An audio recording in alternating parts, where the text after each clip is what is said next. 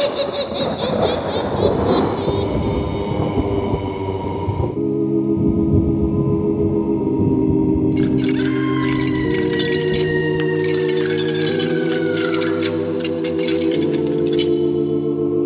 Mysterious Old Radio Listening Society podcast.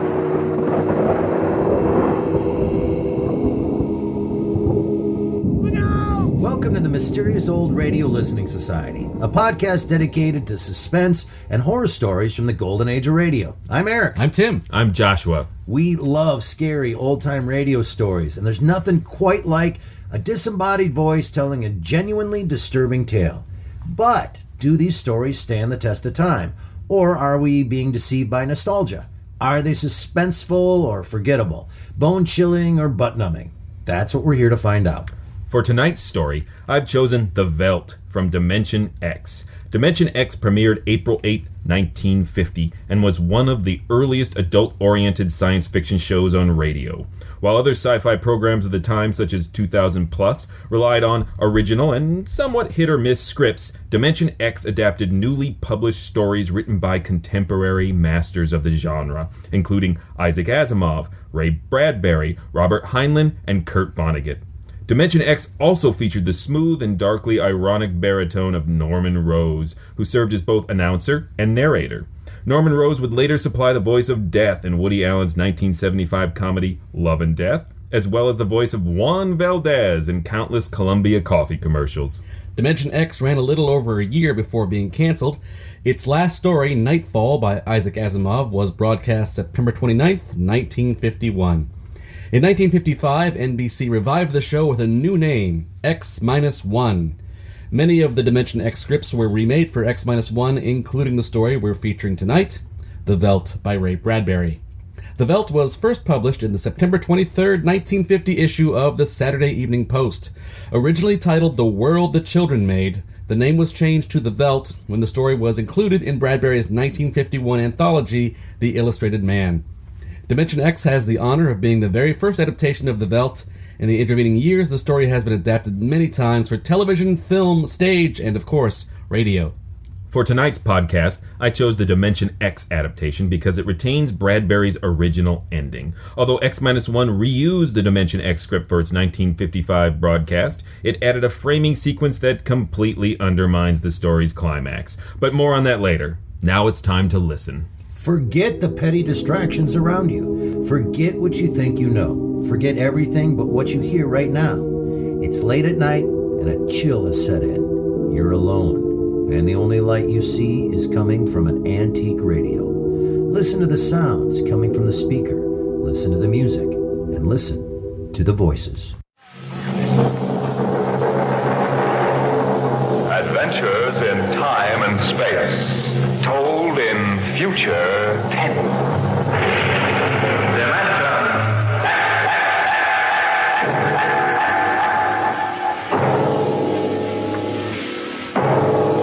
The National Broadcasting Company, in cooperation with Street and Smith, publishers of astounding science fiction, bring you Dimension X.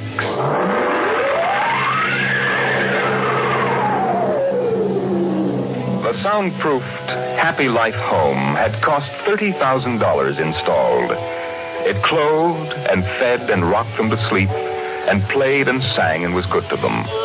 Their life purred on from day to day, measured and controlled by the nucleonic thermostats, the iridium sponge servo brains that made the beds and washed down the bathroom floors and made sure the salt cellars flowed freely without clogging.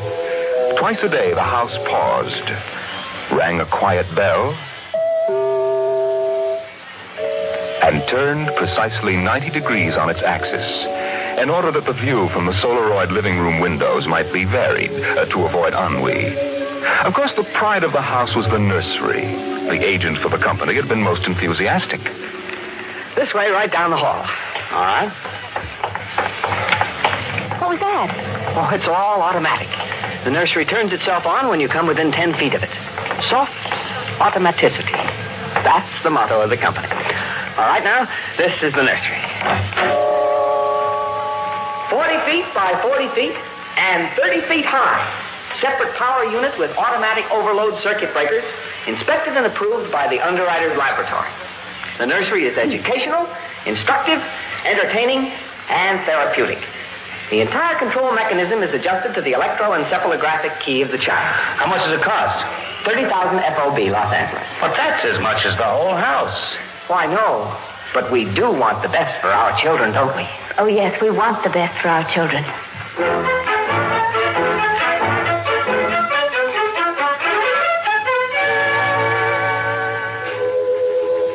And it was the best. The crystalline walls wavered from 2 to 3 dimensions. The pseudo-textured composition flooring shifted lightly from brick to dirt to waving grass. And the odorophonics wafted the scent of fantasy through the hermetically conditioned and filtered air. The nursery was the very best. But then they wanted the very best for the children. The technicians installed the nursery, and the heavy coaxial power cable was run in from the main line. The walls sprang to life, and the mental control banks and relays hummed. All right, Peter and Wendy, this is your nursery. What's so special about a nursery, Dad? Plenty. You just go in and see. Oh, do we have to? It's so big. You promised you'd play ball with me outside, Pop. Go on, kids. Try out the nursery. It's better than any old yard. Oh. Go on in, dear. You'll be surprised. Gee. Go ahead, Wendy. I'm scared. I'm not. Hey, it's nice in here. It is? Come on in, Wendy. Boy, look at the pictures on those walls. They're real. Well, almost real. You can change them any way you like just by thinking about it. Go on in, dear. Well, all right, Mommy. Hey, Wendy, look what I can do with the pictures. That's the white mountain from Alice in Wonderland. Sure. I just thought about it, and there it was. Well, let me try, Peter. Let me try. Go ahead. Just think. How about the... Oh, I know. I want to see the Wizard of Oz.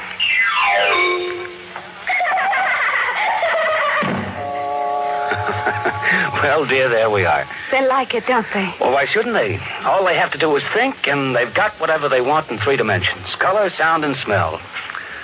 Oh, think what it would have been like to have a nursery like that when you were a kid. It's nice that we can give them all the advantages. Why, sure. What else are we working for, huh? Right. Well, what do you want to do this evening? Well, the Petersons asked us over for bridge, but... Oh, we don't have to worry about the kids. They'll be all right in the nursery. Come on, Lydia. We deserve a night out.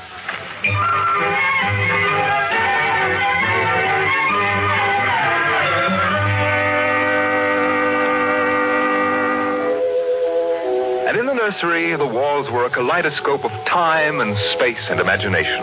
The green forest of Sherwood and quiet forms of Robin and his merry men gave way to the roll of the high seas and the smell of salt in the air as Sir Henry Morgan sailed into the harbor at Jamaica. It's my turn now, Peter. You've got to be fair. It's my turn. Dorothy and the Wizard of Oz followed the yellow brick road round the nursery walls. Then Hansel and Gretel discovered the gingerbread house about 3 feet from the door. And from a high tower that stretched into the clouds, the little lame prince sailed out over his kingdom. And behind the crystalline quartz walls, the vacuum tubes and grids and banks of mental image tape spun quietly and efficiently, erasing the line between illusion and reality. Of course, the electric bill from Consolidated Utilities was tremendous, but it was worth it.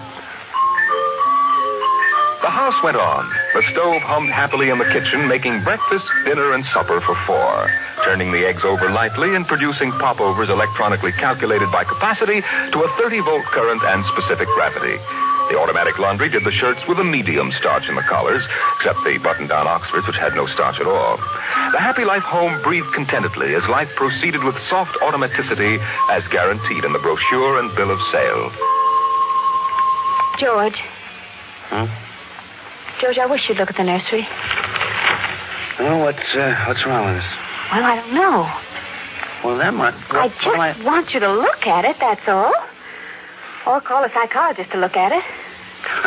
What would a psychologist want with a nursery? Oh, now, George, you know very well what he'd want. I was in the nursery last week. It's perfectly all right. Well, it's different now. Huh? What do you mean, different? Well, I just want you to come and see. Are the kids there? No, Madge Allen took them to a show along with her kids. That's why I want you to look in now before they get back.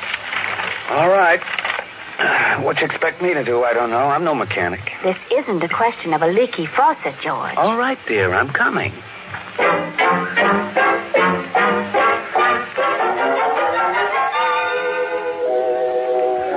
The nursery light flicked on as they came down the hall.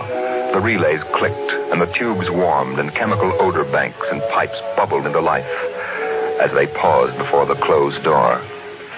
Go ahead, George. Open it.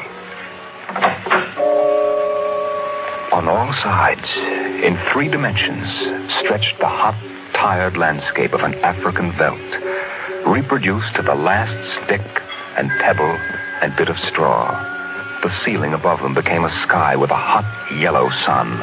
A wind blew in from the baked veldtland. The hot straw smell of lion grass. The cool, green smell of the hidden waterhole. The great, rusty smell of animals. The smell of dust like red paprika on the hot air. And now the sounds.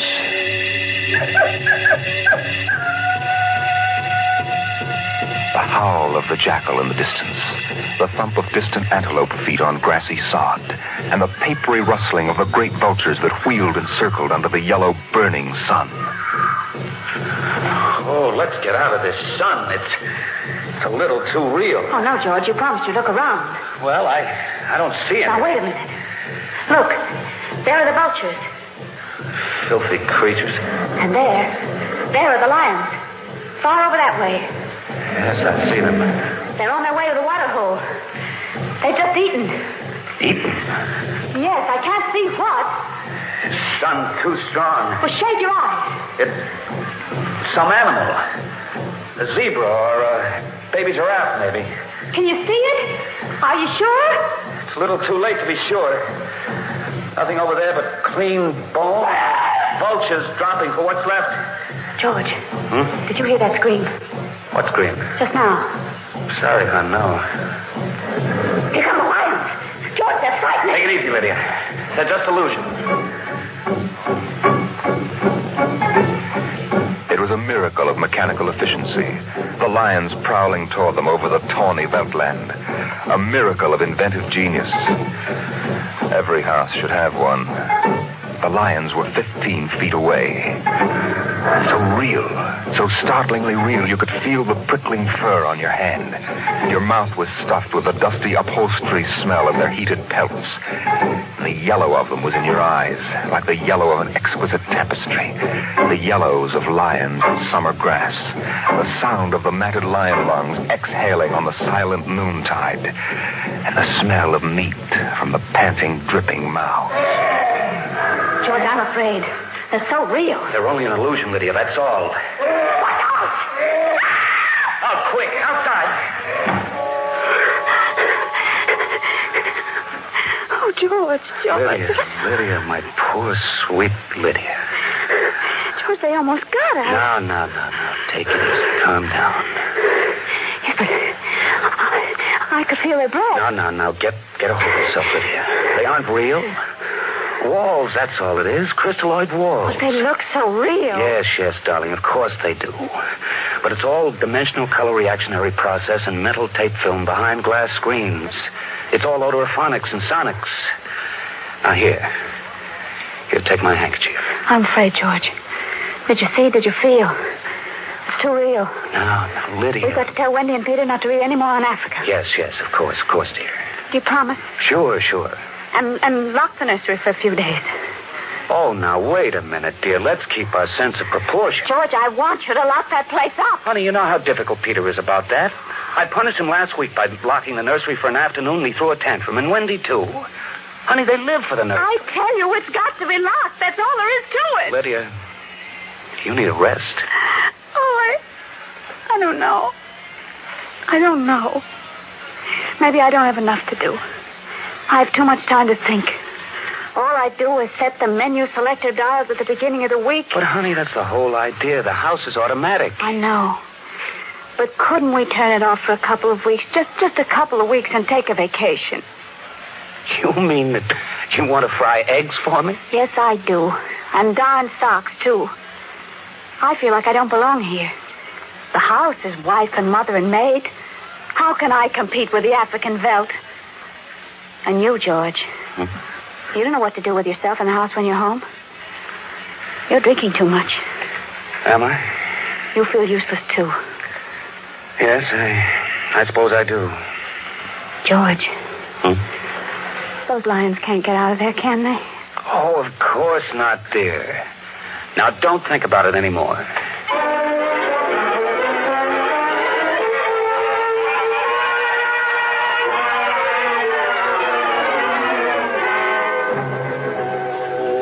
They ate alone.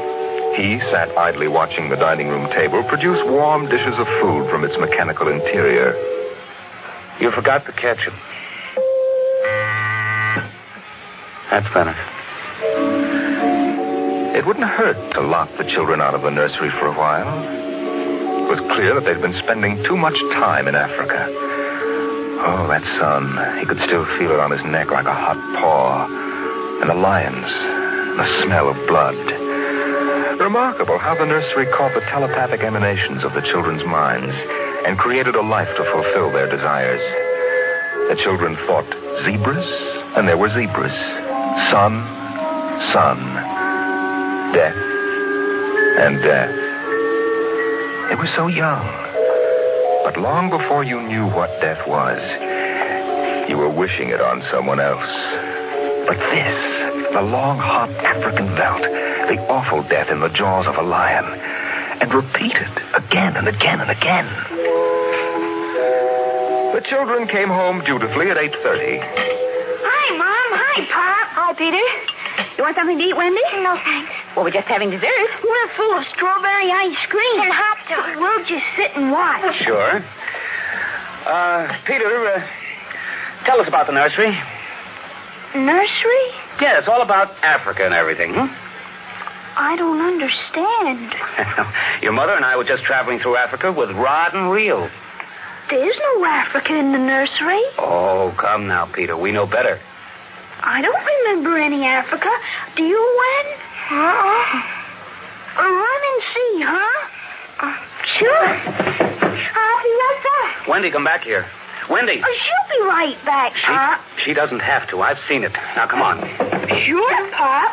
Wendy will tell us, though. Could they be lying? We'll see in just a moment. Peter, open the door. See, Daddy? It's not Africa. It's Florida. Like in the yearling. There go the deer, see? It isn't Africa. Yes, I see it isn't. Go to bed. But it isn't 9 o'clock. No, it isn't. You heard me. Go to bed. Okay. Night, Mom. Night, Pop. Good night. Good night, dears. I'll be right in. Lydia, wait a minute. Here, look at this. What is it? This is the corner where the lions were, isn't it? What's that you picked up? It's an old wallet of mine. There's a smell of hot grass on it. The smell of a lion. It's wet with saliva. And it's been chewed. George, those smears of blood. Come on out.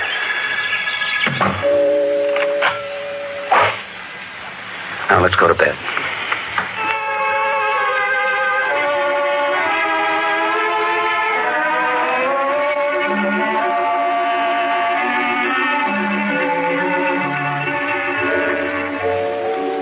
So they went to bed. But in the middle of the night, Lydia was still awake, and she knew her husband was awake. George. How did your wallet get in the nursery? I don't know. Wendy must have changed the walls from the African Veldt. Honey, I'm going to keep it locked. Maybe it isn't good for the children. It's supposed to help them work off their neuroses in a harmless way. I'm starting to wonder. We've given the children everything they wanted. My father used to say children are like carpets. They should be stepped on occasionally. We've never lifted a hand. They're spoiled. And we're spoiled. I think I'll have Dr. McLean come tomorrow morning and have a look at Africa. Yes, only it isn't Africa now. It's Florida and the yearling. I have a feeling it'll be Africa again before then. George, Wendy and Peter aren't in their room. No. They've broken into the nursery. Those screams. They sounded familiar. Did they? Yes, awfully. Oh, George.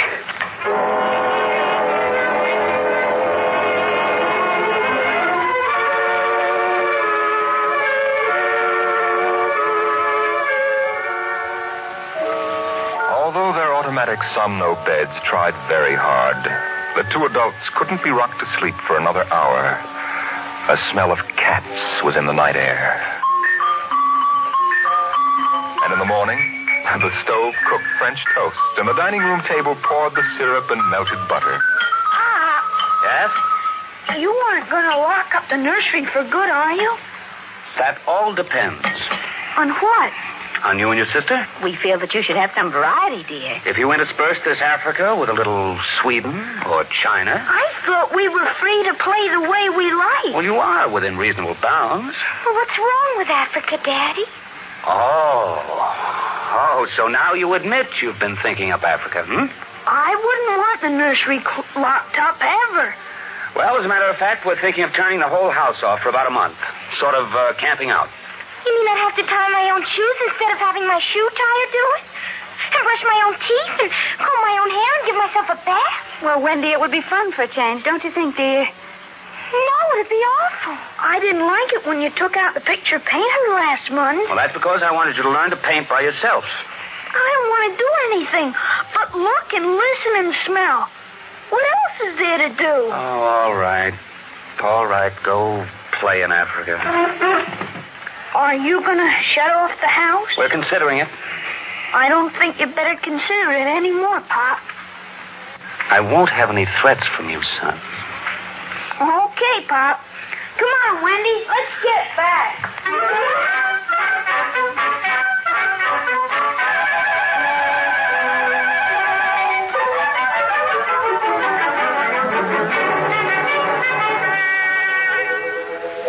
After breakfast, Dr. David McLean was announced by the audio knocker. And the dining room table, recognizing him as an old friend, poured an extra cup of coffee, light with 4 lumps. I saw the nursery last year, George. It looked all right to me. You didn't notice anything unusual? No. Well, the pattern showed the usual violence, a tendency toward slight paranoia. All children feel persecuted by their parents. Perfectly normal. I locked the nursery and they broke into it last night. I let them stay so they could form the patterns for you to see. Here it is. Well, suppose we take a look at it right now.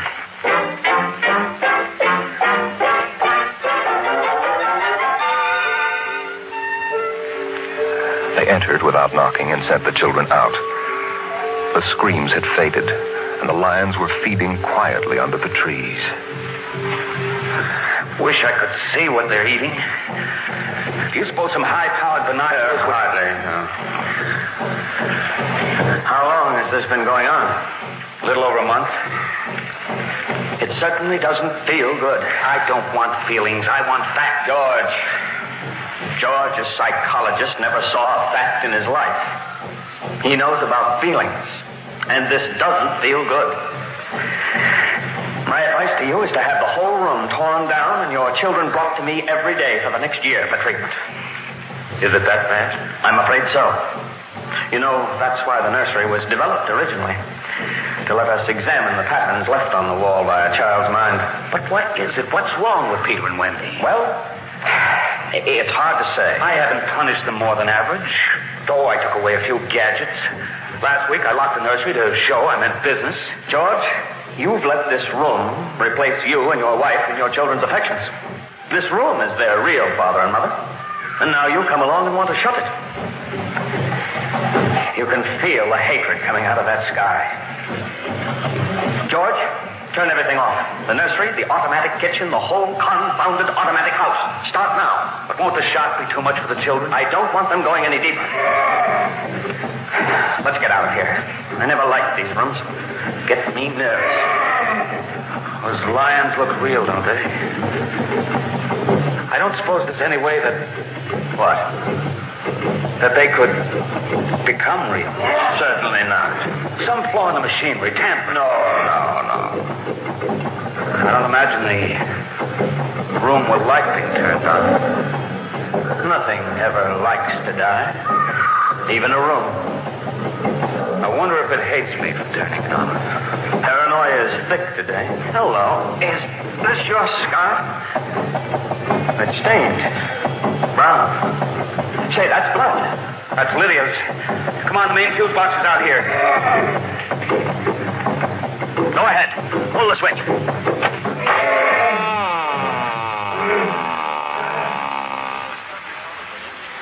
Yeah. It's off.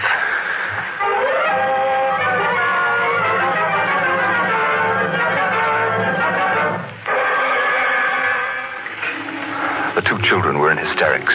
They screamed and kicked and threw things. They yelled and sobbed and swore and jumped on the furniture, weeping. It's off and it stays off. The whole house dies as of now. The more I see of the mess we put ourselves in, the more it sickens me. We've been contemplating our electrical, mechanical navels for too long. We need air. Fresh, unfiltered, unconditioned air. He marched around the house, cutting switches and pulling fuses.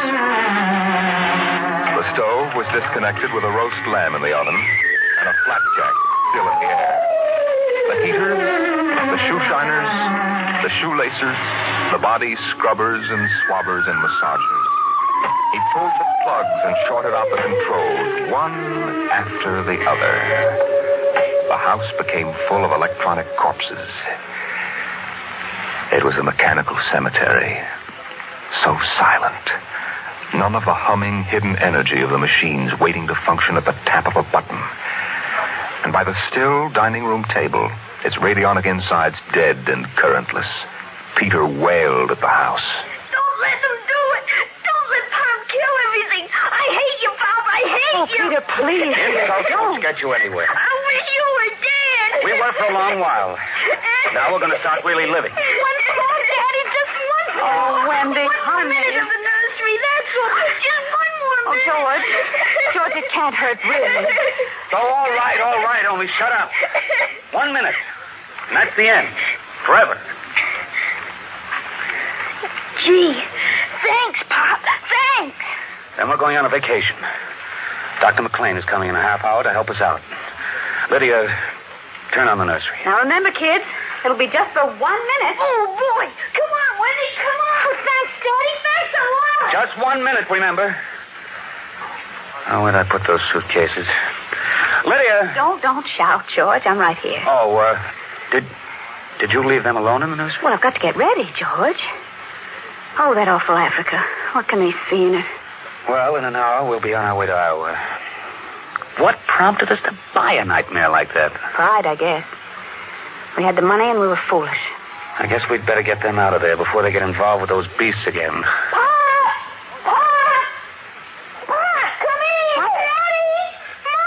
Come on, quick. Wendy! Wendy, Peter, what's the matter? Hurry up. Open the nursery. Wendy. Peter. Well, they aren't anywhere. Wendy! Peter! Peter! Oh! The door. Open the door. They've locked it from the outside. Peter. Peter, open up. Peter! Don't let them. Don't let them turn off the nursery. Now, don't get ridiculous, children. It's time to go. Wendy! Wendy, open the door, dear! Let us out. Peter, open the door. It's time to go. Open the door. George! George, the lions! Peter, do you hear me? Open this door. They're all around us! George! Son, do you hear me? Let us out. George, look out! The lions are coming!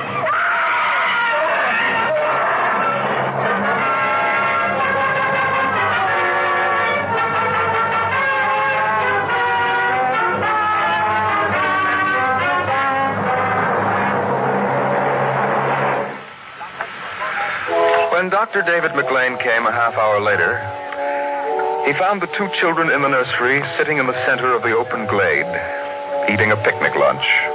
Beyond them was the water hole in the yellow Veldtland. Above was the hot sun. Dr. McLean saw at a distance the lions fighting and clawing, and then settling down to feed in silence under the shady trees. Hi, kids. Where are your mom and dad? Oh, they'll be here directly. Good. We've got to get going.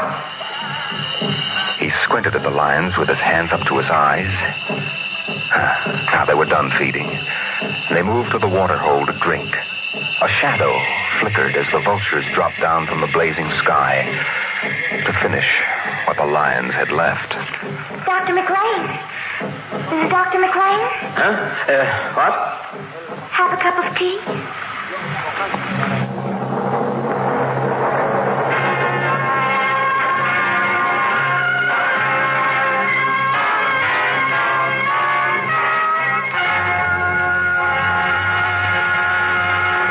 You've just heard another adventure into the unknown world of the future. The world of... Dimension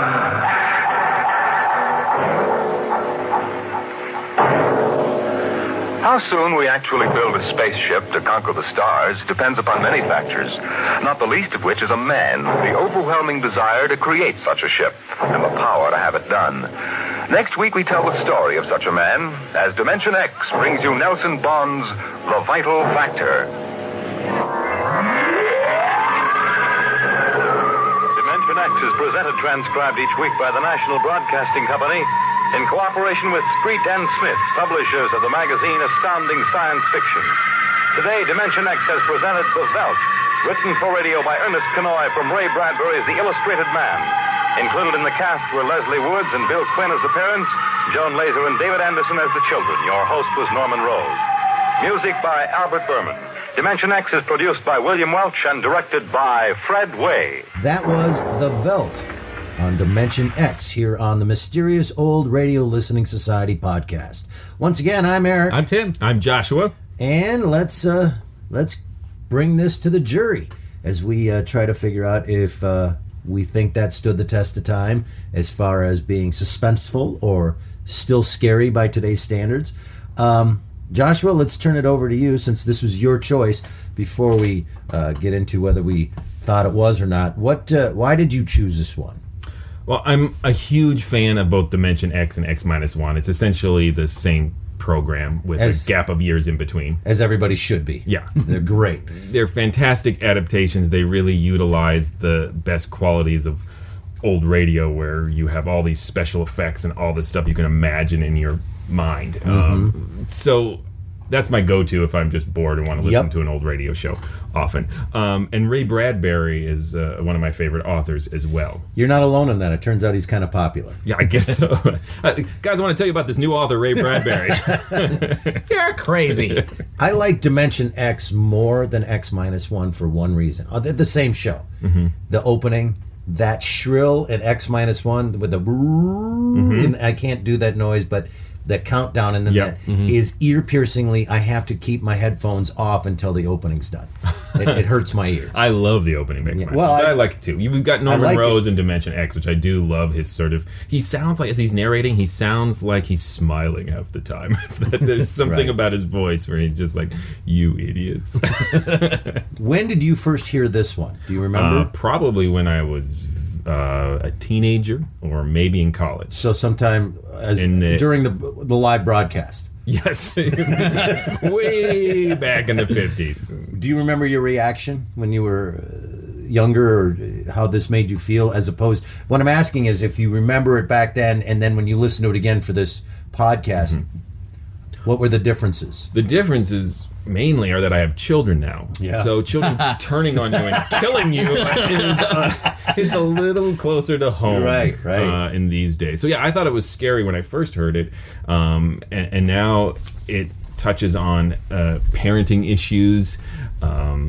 It touches on, well, it has, I guess that's one of the things I like about it is it's really rich thematically. And not all old radio shows are. They're merely like a plot-driven suspense engine. But here you have all that, but you also have a lot of themes. There's a lot to delve into here. Mm-hmm. I mean, the Veldt itself, I just think is an amazing choice to make this scary place the kids go, because instead of it being a realm of monsters or of traditional horror, you're going someplace that's actually real, the Veldt, and it seems scary and distant, but then it becomes unreal once it's transported into this domestic situation. So you get the best of both worlds, because it's something tangible. Lions, they're real, and they can kill you. Right. But it has the sci-fi surreal element because it's right in your living room, essentially.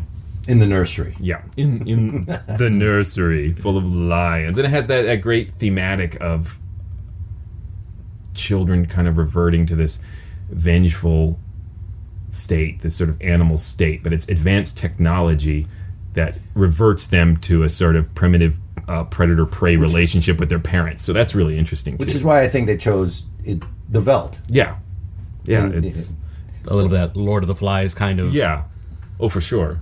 Does this predate Lord of the Flies? When is... I think so. Great question. Let's get our fact checker on that. Let's bring that up in the middle of the podcast. Damn it. Wasn't Lord of the Flies... I'm going to make a huge mistake. I thought Lord of the Flies was 1965-ish. We'll find out. I'm going to look it up while Tim talks. Tim, what did you think of this episode in general? The themes that we were talking about are what really jumped out at me. That it has a sort of lecturing tone about technology and relying too much on technology, and yet it presents this Veldt scenario where, like, that's a place where humans really benefited from having a little technology. Yeah, it's a little so complex. It's a nuanced statement, which I think is awesome. The answer is 1954 for Lord of the Flies. So this does predate that. Yeah. Yeah. Well, and Tim brings up that this is a very anti-technology piece, right? I mean, you both just looked at me just now, and technology is bad, and robots are going to kill us. It's mostly and that's nuanced. Ray Bradbury, right? Well, yeah, he's definitely in favor of humans over machines, but I think there's some nuance, as Tim said, to this. There is the line that was where the child is complaining about having to tie her own shoes. That struck me as like, did sarcastic dad write this script? Yeah. Well, what am I going to do? I have to tie my own shoes. However, here's where we find out that Tim doesn't have children. Because if you have children, that is not outrageous. No, it's not. I listened to this for the podcast, and I was like, wow, that sounds kind of familiar. You're grappling with children and technology issues. And then I'm in the car with my daughter, who won't read a physical book. It all has to be an audio book or on her phone, and I'm saying, I think we're going to have a summer where it's all real books, right? And she freaked out like these kids did. Well, that's the and she's like, why? It's the same as on the page. And then I couldn't really tell her why. It's like, no, it's not the same. Have you ever smelled your phone and then smelled a book? Very different. Right. Well, it's like the narrator said when they took it away the final time, close, and they screamed and they yelled and they swore. That was the kids, they swore, and I was like, yeah. And I said, if you don't think this is real, then you have never taken your smartphone from your kid. Yeah. From your 13-year-old. Yeah, just try taking that away and watch what happens. It's very real. So, but again, I want to bring in this. Is this piece anti-technology, anti-robot? Beware of technology? It seems to me that's I think it is message. Beware of technology that replaces essentially human things.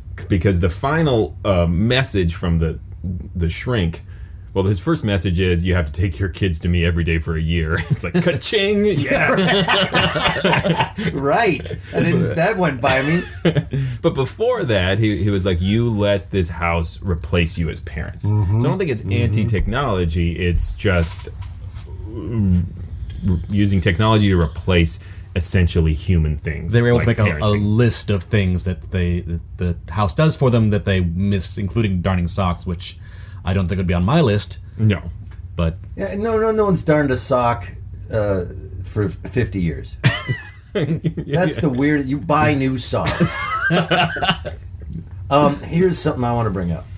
I think all three of us have had this conversation outside of this podcast at least once, where I've told you how much I hate the holodeck on Star Trek TNG. Because it is it is the biggest crutch I've ever seen. Here's the deal. If we create a world where anything can happen, then we don't have to think about writing. We can just write anything. And then, they end up, with Mark Twain. It makes me crazy. I hate it. But here's the other thing I hate about the holodeck. I know, right? Now, did we just lose half of our listeners? Because I don't like the holodeck. Or we gained a bunch more. Right. Well, they're like, technically, Mark Twain with holodeck, different story. No, Mark Twain, no, that's right. Mark Twain wasn't on the holodeck, was he? There's a time travel story with Data. No, but Moriarty. Yes. Same thing. My point being, you geek. My point being this. It's not so much about the writers basically cheating. It's about the fact that no one takes into account human nature. And what I love about this piece is that it addresses this. The Veldt, the nursery, is a holodeck. Oh, yeah. And it takes into account what I always know to be true if we ever invent something like this, and that is human nature will take over, and nobody is going to leave this thing. The world's going to come to an end. You think porn is bad? You give us a room where anything can happen. It's not. The world's going to end. Happen. It's going to be terrible. And I love this piece for that reason. This broadcast, because it addresses that everything falls apart if you have everything that your heart desires. If something ties your shoes for you, we're done as a society. Yeah. And so that was my point. I hate the holodeck. Wouldn't it be cool to see an episode where lions ate Data and Picard, though? Oh my God, that would be awesome. Not Picard. Okay, it's Data. It's the only one I can take in that whole show. There was a point when I was listening to this, when the psychiatrist was brought in, or after that, when they were questioning the kids, where it seemed questionable if the kids had actually made this Veldt scenario, where it was vaguely like the parents walked in and responded to them and created it. Yeah, there's a little ambiguity in that there's a suggestion that the house is protecting itself from being turned off. Yes. But I think it's very clear that the children started this scenario and that they've been fantasizing about their parents being eaten, because there's all those scenes like the lions are feasting on something. We can't make it out way in the distance. And one of the eeriest things in this entire episode for me is when they hear the screams and they seem vaguely familiar. They hear their own voices. They can't recognize their own screams, and that kind of sends a little chill through me. And he finds his wallet. Yeah. I never thought of it until you just brought it up that the house was protecting itself. I just thought it was pretty cut and dry. The kids fantasized about killing their parents. And this psychologist has the line, "Nothing ever likes to die, even a room." And so they have this sort of ominous foreshadowing. And it also has the other great line of this entire story is, long before you knew what death was, you were wishing it on someone else. And it's like, ooh. Yeah, that's right. Yeah. That is a great line. In talking about children. Yeah, it's a really frightening thing, yeah. My daughter says that all the time. Like, I'm gonna kill myself, or she. That's an alarming thing. It is. That's a flag. But I teach junior high kids, and they do it all the time, and they talk about death so flippantly. They don't understand. You're right. Yeah, it's like, oh, I'd die if that happened. Yeah, exactly. It's that words quality. like that. Yep. It's an interesting aspect of the story too, that the will of the house, I'm making air quotes, will of the house and the will of the children are somewhat tough to separate. Yes, it is kind of interesting because they become kind of enmeshed, and you literally can't separate them. You don't see where one ends and the other begins. Mm-hmm. Well, any other points about this episode or trivia or anything you wanted to bring to our attention? I would like to discuss the X-1 changes, because I think it's kind of interesting. When they reused the script for X-1, they must have decided that having children kill their parents, I don't know why, was too dark. And so the reason I chose to mention the X episode is X-1 adds this framing sequence where it's from the psychiatrist's point of view, and it opens with him treating the family. It flashes back, tells the whole story, ends the same way the Dimension X one does, with the lions eating something off in the distance and the little girl Wendy offering him a cup of tea. But then it goes back to the framing sequence, and it's kind of funny because he so blatantly states that everything you're concerned about as a listener right now didn't happen. So let me just read this because it's actually really funny. This is from the psychiatrist's voice. He says, just kidding? Yeah, almost.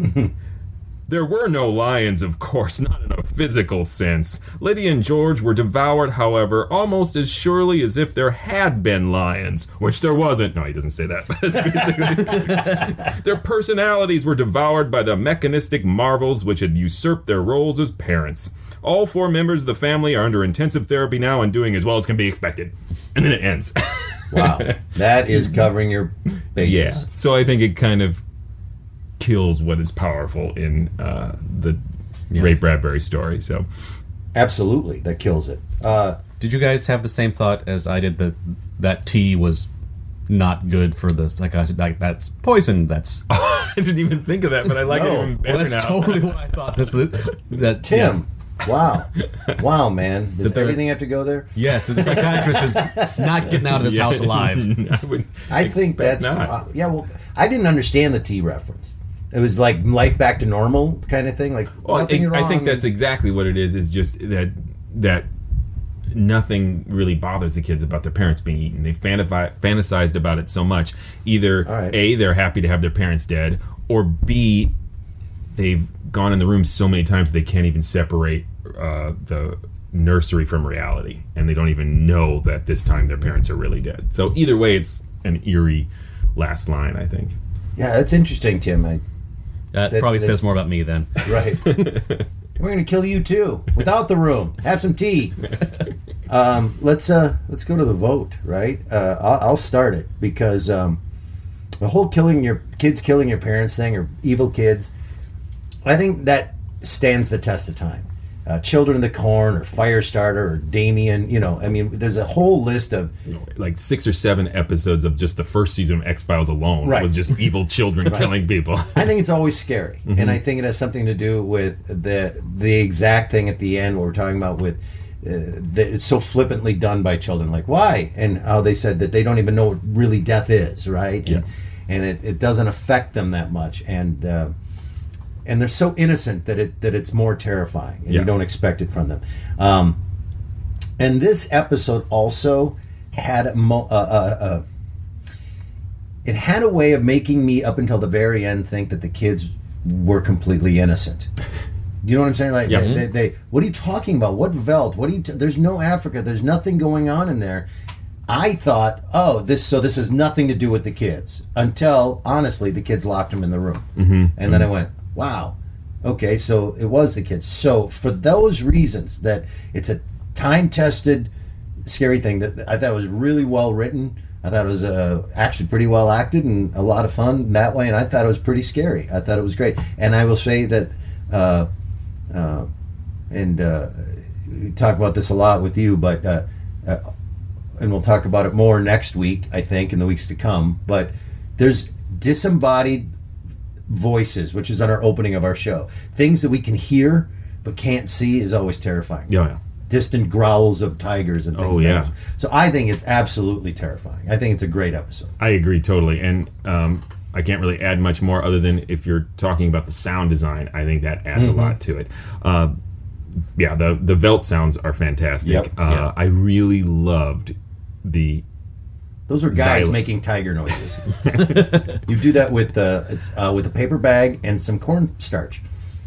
You're just making crap up. Of course, guys say, "I'm a tiger." This may not stand the test of time, but the use of the xylophone when they're describing the fun stuff that the nursery does is the kind of music, if you've ever heard any children's radio, like Let's Pretend or the Cinnamon Bear. And so I love that xylophone in there. It was really sort of making you go, this is all sweet and innocent and nice, as they're playing with Alice in Wonderland or whatever other pirates of the, not the Caribbean, whatever games they're playing, you know what I'm talking about. So I loved all the sounds, and I thought it was fun to be Peter and Wendy, which I think has to be Peter Pan and Wendy, darling references. So I chose it. I love it. I didn't even catch that till now. Yeah. I agree with so much what you said. I think the story is so rich and so good, it absolutely stands the test of time.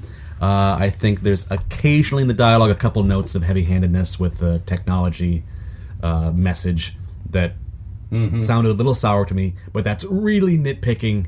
and it's a lot of work to have to find something even halfway to object to.